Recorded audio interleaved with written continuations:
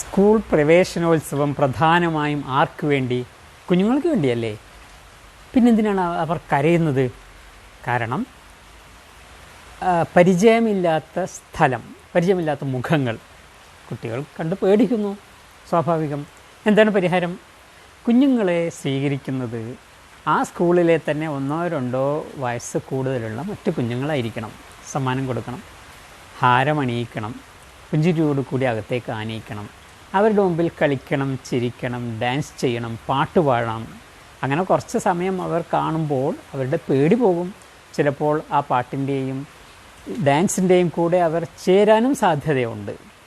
ഉദ്ഘാടന സെഷനിലെ പ്രസംഗങ്ങൾ ദയവായി അവരെ കേൾപ്പിക്കരുത്. വിദ്യാഭ്യാസത്തിൻ്റെ പ്രാധാന്യം പറഞ്ഞാലൊന്നും ആ കുഞ്ഞുങ്ങൾക്ക് മനസ്സിലാകില്ല. അവരുടെ പേടി കൂടും, കരച്ചിൽ കൂടും. ഇനി സ്കൂൾ തുറന്നതിൻ്റെ കുറച്ച് ദിവസങ്ങൾ കൂടി രാവിലെ അവർ പേരൻസിൻ്റെ ഒന്നിച്ച് വന്ന് പേരൻസിനെ പിരിയുമ്പോൾ അവർ കാണുന്നത് തലേ ദിവസം കണ്ട പരിചയമുള്ള ഈ കുഞ്ഞുങ്ങളുടെ മുഖങ്ങളായിരിക്കണം. കുറച്ച് സമയം അവരുമായിട്ട് ചിലവഴിക്കാൻ സൗകര്യം ഉണ്ടാക്കി കൊടുക്കണം.